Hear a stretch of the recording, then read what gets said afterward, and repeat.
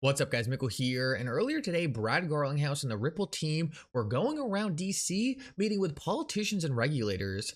A lot of people are speculating that this means the Ripple SEC case is now over. Well, in this video, I want to give you my opinion on that and talk about an extremely interesting meeting that I know did happen that could have implications on the Ripple SEC case. Guys, there are some very fascinating pictures being posted from Ripple's trip to DC. In this video, I want to break that down as well as show you an extremely fascinating clip of Chris Larsen talking about why the biggest banks and financial institutions are going to use XRP in the future. This is going to give you a much better idea of how important XRP will be to our future financial system. Make sure to stick around for that. You are not going to want to miss it. Like always, your support means so much to this channel. If you enjoy these videos, make sure to take a quick second to like this video and subscribe to my channel. It's really going to help me out so much. Also, if you ever need a good place to buy some XRP or the Flare token, make sure to check out my favorite exchange upload down in the description of this video. With that said though, let's jump right into it, and I hope you guys enjoy the content. So I actually want to start this video out with a clip of Chris Larsen. I think this is an interview that really doesn't get enough attention, and honestly, I don't think Chris Larsen in general really gets enough attention from the XRP community. Brad Garlinghouse and David Schwartz normally dominate the headlines, but Chris Larsen was one of the OG founders of XRP and Ripple. So I really think it's important that we listen up when he talks, because he really does have some super important perspectives on exactly how transformational XRP is going to be to the entire financial system. Listen up to this clip and then we'll break it down. Is 10 years out on the financial crisis, we still don't have the infrastructure perhaps to prevent the next one. And I think this is where digital assets can really help, because an efficient digital asset can really solve some of the key problems in global liquidity. You know, the world's got trillions and trillions of dollars tied up in liquidity just to get around how clunky the movement of value is around the world.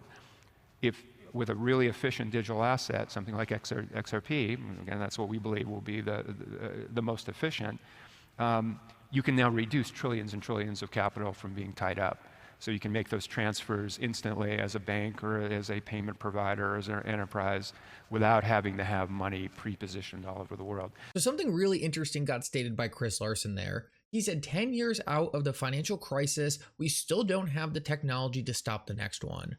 So what exactly is he referring to here, and how does XRP change the equation? Well, something not a lot of people know is that one of the biggest reasons we had the first financial crisis in 2008 was because liquidity money wasn't moving fast enough.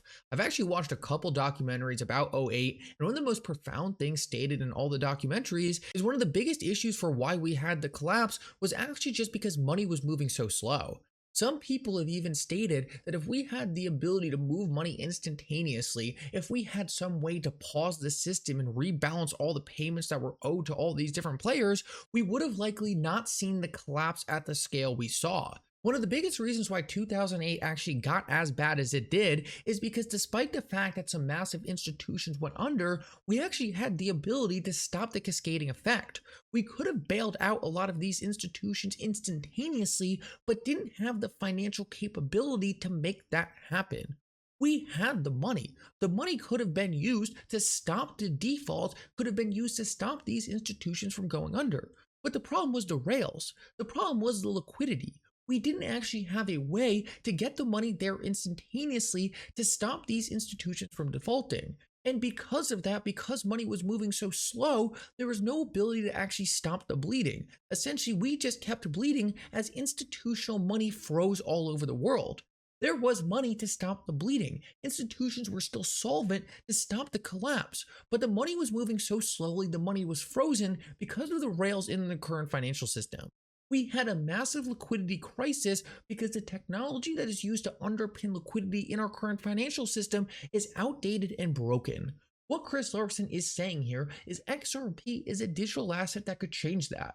XRP allows instant payments, allows instant transfers of highly liquid value, which is something that would have been extremely beneficial and critical to stopping the financial crisis. XRP is an asset that's going to be transformational in our future financial system because it brings a level of technology sophistication that is not currently seen in the system today. There is no other technology out there that allows value to be moved instantaneously all around the world for fractions of a second. And that technology right there is going to be critically important as we head into this new generation financial system. I just thought that breakdown by Chris Larsen there was super interesting. It really lets you know that XRP isn't just some tool that is a little new, a little novel, but ultimately is going to get disrupted by something else. What XRP is a fundamental game changer to our financial system. And this is why I know that as we advance these systems, as our infrastructure gets more sophisticated, the biggest institutions in the entire world are going to have no choice but to adopt an asset like XRP on some level. Now, whether or not it's going to be XRP or some other digital asset, I guess that's open to speculation. But for me, it is so obvious that Ripple is next to all the biggest players in the entire world right now, and XRP is going to be pushed right in front of their eyes. Just take a look at this. I thought it was pretty interesting. This is actually from Volante, and what they're doing is just talking about what rails are going to dominate our future financial system, and what we see is Swift, GPI, Swift Go, Visa B2B, Visa Direct, MasterCard Send, and Ripple. Ripple is constantly next to the biggest payment services in the entire world. XRP is a digital asset that underpins the entire Ripple ecosystem, and that's why as these institutions look for new ways to instantly send liquidity, instantly send value all around the world, XRP is going to be the premier choice. Ripple is positioning XRP perfectly to be that liquidity, and as Chris Larsen just broke down, that liquidity is going to be fundamentally critical in upgrading our future financial system and fixing the problems we have had in the past. Overall, just a great clip of Chris Larsen here, and I think it garners a very interesting conversation of just how important XRP is going to be in the future. So now I want to finish this video off with the talk of the day, and that is Brad Garlinghouse and the Ripple team at the White House earlier today. They say right here that they were meeting with Congress to help talk about global policy and how they can create regulatory clarity for the cryptocurrency industry. Obviously, that's all really important stuff, but the thing people are speculating on is whether or not this means the Ripple SEC case is done. Me personally, I do not think this is any indication that the case is done. We actually saw Brad Garlinghouse earlier today tweet out a picture saying, had to take a picture in front of the SEC's building while in town. In case you were wondering, no, Chair Gensler did not invite us in. To me, this makes it pretty clear that the Ripple team is still not on good standings with the SEC. Seems like if Gary Gensler wouldn't invite him in and they're taking this picture, it just seems like to me the case is probably still going on and they're not on good terms. If the case was over and there was some settlement going on, then probably they wouldn't be posting this picture just flaunting in Gary Gensler's face. So to me, no, this does not indicate the case is over. But what did happen, which was extremely interesting, is actually Stuart Alderati tweeted out that he was actually meeting with the Supreme Court. Now, this is much more interesting because ultimately the end game for the Ripple SEC case in a worst case scenario is going all the way to Supreme Court. Now, I'm not saying this is a worst case scenario in terms of this would be bad for Ripple and XRP. I actually think it would be very good, and I'll get to that in a minute. But the reason it would be bad would just because it would take a long amount of time.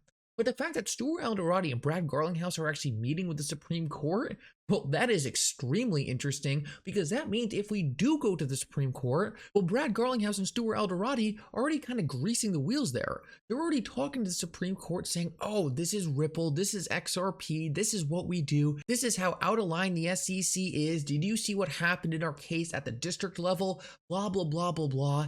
They are just making themselves seem like the professionals they really are. The SEC is trying to paint these people as scammers, as some people who are trying to defraud people who are bad for the industry, and meanwhile, they are two of the most professional people, and Ripple is the most professional player in the industry. They're making that clear to the Supreme Court, which I just think is absolutely awesome. It shows that Ripple is always 100 steps ahead of the SEC.